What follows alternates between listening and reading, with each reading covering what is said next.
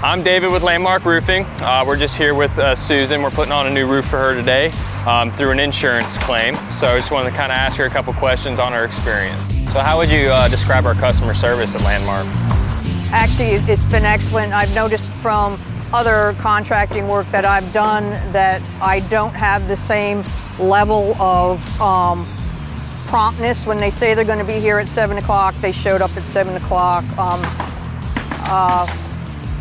Sincerity, I think that's huge. You know, say what you mean and mean what you say.